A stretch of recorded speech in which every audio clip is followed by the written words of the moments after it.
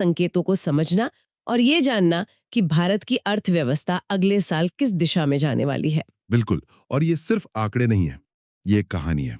कहानी इस बात की कि पैसा कहाँ से आएगा, कहाँ जाएगा और इसका हम सब पर क्या असर पड़ेगा। तो चलिए इस कहानी की परतों को खोलते हैं। चलिए सबसे बुनियादी जानकारी से शुरू करते हैं।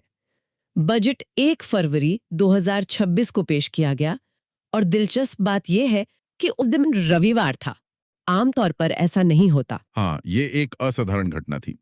ये दिखाता है कि सरकार अब तय तारीखों को लेकर कितनी सख्त है, चाहे उस दिन छुट्टी ही क्यों ना हो।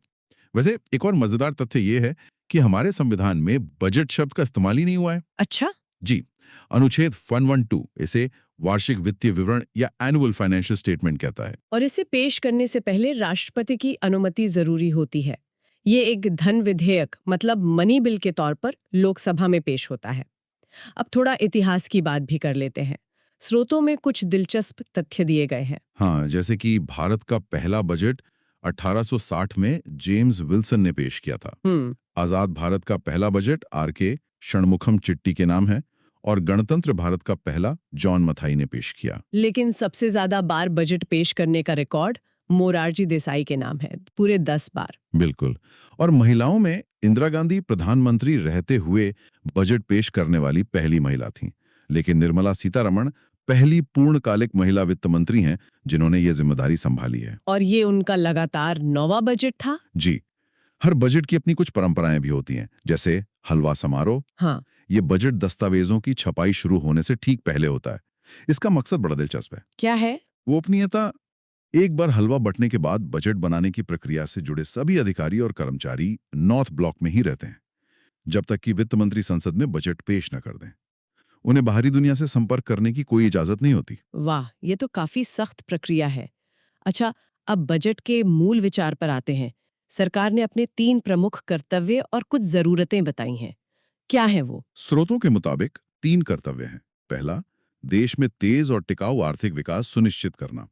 दूसरा, जनता की उम्मीदों और आकांक्षाओं को पूरा करना। और तीसरा, सबका साथ सबका विकास के सिद्धांत पर चलना, मतलब समावेशी विकास। और इन कर्तव्यों को पूरा करने के लिए जरूरतें क्या बताई गई हैं? 3 मुख्य जरूरतें हैं। पहला, मजबूत इंफ्रास्ट्रक्चर।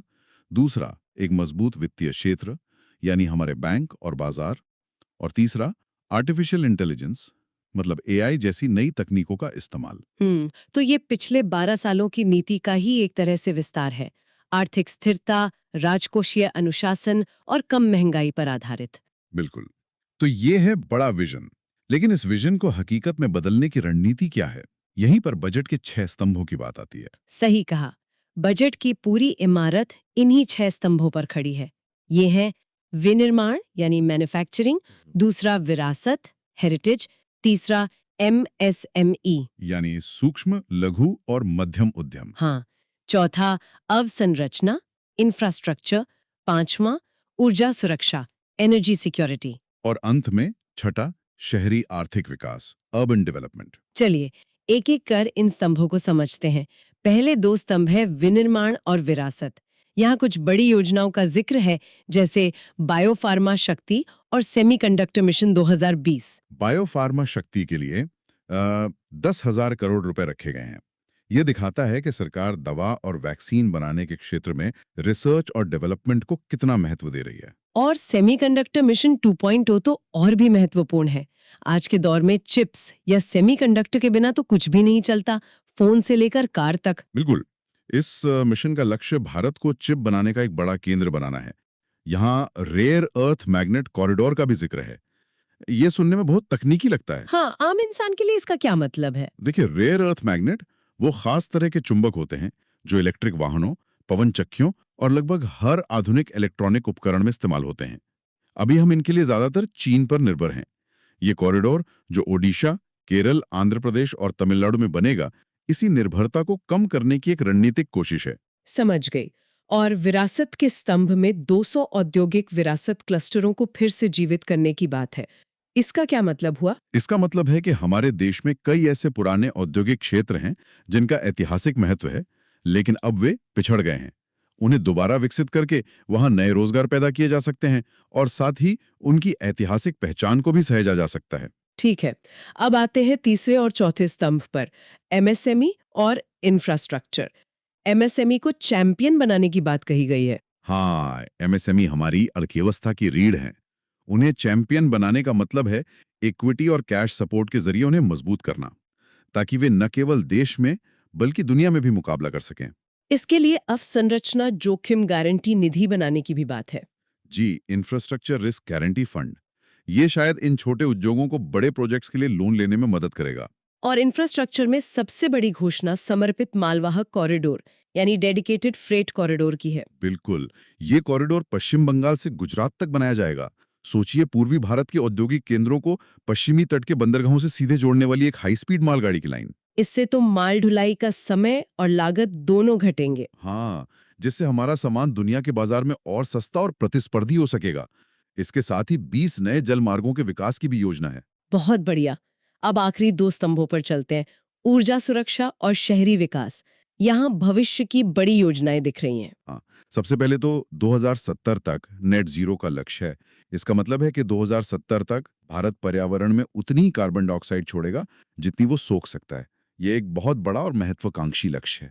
और इसी से जुड़ी है कार्बन कैप्चर, उपयोग और भंडारण योजना। जी, ये एक ऐसी तकनीक है जिसमें फैक्ट्रियों से निकलने वाले धुएं से कार्बन को पकड़कर जमीन के नीचे स्टोर कर लिया जाता है। और शहरी विकास में हाई स्पीड रेल कॉरिडोर पर जोर है। हाँ, मुंबई, पुणे और हैदराबाद, बेंगलुरु जैसे 7 हाई स्पीड रेल कॉरिडोर की बात है। इससे बड़े शहरों के बीच यात्रा का समय बहुत कम हो जाएगा। लेकिन एक और दिलचस्प घोषणा है डेटा सेंटर्स को लेकर। विदेशी कंपनियों को भारत में डेटा सेंटर स्थापित करने पर 2047 तक टैक्स में छूट, यानी टैक्स हॉलिडे दिया जाएगा। ये क्यों महत्वपूर्ण है? क्योंकि आज डेटा ही नया तेल है। हम जो भी ऑनलाइन करते हैं, उसका डेटा कहीं ना कहीं स्टोर होता है। अगर ये डेटा भारत में ही स्टोर हो तो ये ज्यादा सुरक्षित रहता है और इससे डिजिटल अर्थव्यवस्था को भी बहुत बढ़ावा मिलता है। ये कदम भारत को एक बड़ा डेटा हब बनाने की दिशा में है। तो ये थे अर्थव्यवस्था के 6 स्तंभ। लेकिन बजट में कुछ और क्षेत्रों पर भी खास ध्यान दिया गया है, जैसे कृषि। हाँ, कृषि क्षेत्र के लिए भारत विस्तार योजना की घोषणा हुई है। ये किसानों के लिए एआई पर आधारित एक बहुभाषी सहायता प्रणाली होगी। कल्पना कीजिए, एक किसान अपने फोन पर अपनी स्थानीय भाषा में पूछ सकता है कि मौसम कैसा रहेगा या कौन सा कीटनाशक इस्तेमाल करना है, और उसे तुरंत जवाब मिल जाए। ये तकनीक तो खेती का तरीका ही बदल सकती है। बिल्कुल। इसके अलावा कोको, काजू और नारियल जैसी ज्यादा कीमत वाली फसलों को भी बढ़ावा देने की बात है, जिससे किसानों की आय बढ़े। सही। और जल प्रबंधन के लिए 500 जलाशयों का विकास और महात्मा गांधी ग्राम स्वरोजगार योजना का भी जिक्र है। जी, जिसके तहत खादी और हथकरघा पर ध्यान केंद्रित करने की बात कही गई है, जो ग्रामीण रोजगार के लिए महत्वपूर्ण है। कृषि के बाद अब आते हैं सेवा क्षेत्र और युवाओं पर। यहाँ ऑरेंज इकोनॉमी शब्द का इस्तेमाल हुआ है। ये क्या है? ऑरेंज इकोनॉमी असल में क्रिएटिव इंडस्ट्री के लिए इस्तेमाल होने वाला शब्द है। इसमें लेखक, कलाकार, डिजाइनर और आज के दौर के कंटेंट क्रिएटर्स आते हैं। ये एक बहुत तेजी से बढ़ता हुआ क्षेत्र है। तो इनके लिए एक कंटेंट क्रिएटर लैब बनाने की बात है। हाँ, और इसी से जुड़ा है मुंबई में Indian institute of creative technology की स्थापना का ऐलान। ये दिखाता है कि सरकार अब पारंपरिक शिक्षा के साथ साथ क्रिएटिव स्किल्स को भी महत्व दे रही है। इसके अलावा स्वास्थ्य क्षेत्र में भी 1 लाख अतिरिक्त संबंध स्वास्थ्य प्रोफेशनल्स, अलाइड हेल्थ प्रोफेशनल्स को तैयार करने की बात है। और महिला शिक्षा के लिए स्टेम कोर्सेज और छात्रावासों के विकास पर भी जोर है। सही है। अब बात करते हैं एक बहुत ही महत्वपूर्ण क्षेत्र की, वित्तीय क्षेत्र और बैंकिंग सुधार। यहाँ नरसिम्हन समिति का जिक्र है। ये दिलचस्प है। बहुत दिलचस्प, क्योंकि नरसिम्हन समिति तो 90 के दशक में बनी थी। भारत में बैंकिंग सुधारों की नींव उसी ने रखी थी। इसका जिक्र करने का क्या मतलब हो सकता है? इसका मतलब है कि सरकार बैंकिंग सेक्टर में कुछ और गहरे और बुनियादी सुधारों की तरफ देख रही है। शायद उन पुरानी सिफारिशों को आज के संदर्भ में फिर से लागू करने पर विचार हो रहा हो। और शेयर बाजार पर सीधा असर डालने वाली एक घोषणा भी है। सिक्योरिटी ट्रांजैक्शंस टैक्स यानी एसटीटी, उसे बढ़ाकर 0.05% कर दिया गया है। हाँ, ये सुनने में बहुत छोटी बढ़ोतरी लगती है, लेकिन इसका असर बड़ा हो सकता है। खास तौर पर उन लोगों पर जो दिन में कई बार शेयर खरीदते बेचते हैं, मतलब डे ट्रेडर्स और शॉर्ट टर्म ट्रेडर्स। उनके लिए हर सौदे की लागत बढ़ जाएगी, है ना? बिल्कुल। इससे बाजार में ट्रेडिंग वॉल्यूम या लिक्विडिटी पर थोड़ा दबाव आ सकता है। सरकार शायद इसके जरिए लॉन्ग टर्म निवेश को प्रोत्साहित करना चाहती है। चलिए अब सबसे जरूरी हिस्से पर आते हैं, राजकोषीय गणित, हम्म। यानी सरकार की कमाई और खर्च का हिसाब किताब। हम्म। राजकोषीय घाटे यानी फिस्कल डेफिसिट का लक्ष्य क्या रखा गया है? वित्त वर्ष 2026-27 के लिए राजकोषीय घाटे का लक्ष्य जीडीपी का 4.3% रखा गया है। हम्म। आसान भाषा में राजकोषीय घाटा सरकार की कुल कमाई और कुल खर्च के बीच का अंतर होता है। इस अंतर को पाटने के लिए सरकार को उधार लेना पड़ता है। हम्म। तो 4.3% का लक्ष्य ये दिखाता है कि सरकार धीरे धीरे अपने खर्च और उधार को काबू में लाने की कोशिश कर रही है। और कुल खर्च कितना अनुमानित है? कुल खर्च का अनुमान है 53.5 लाख करोड़ रुपए। हम्म।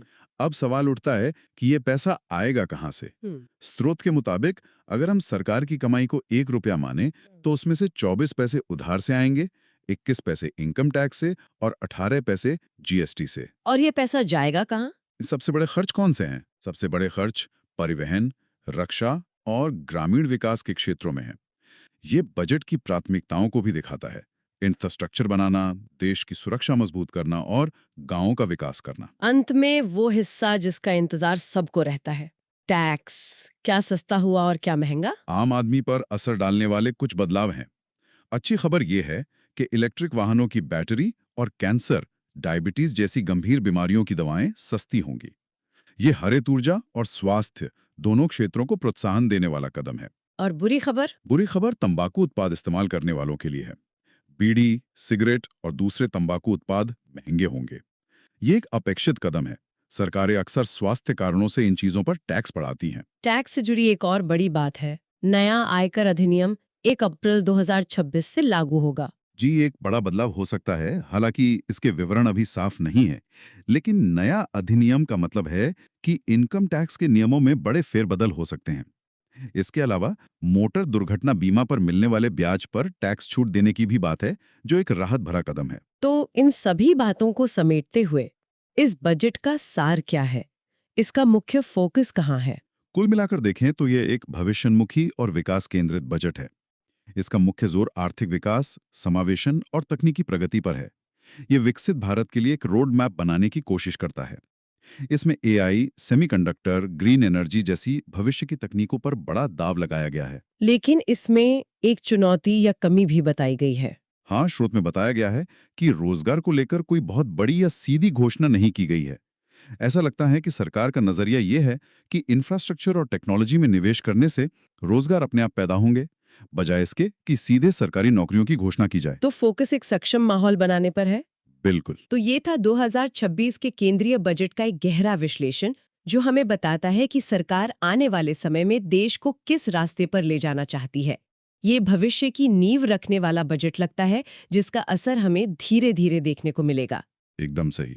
ये एक मैराथन की योजना है, 100 मीटर की दौड़ की नहीं। इसी के साथ आज की ये चर्चा समाप्त होती है, लेकिन एक सवाल हम अपने श्रोताओं के लिए छोड़ जाती हूँ। बजट ने भविष्य की टेक्नोलॉजी और बड़े इंफ्रास्ट्रक्चर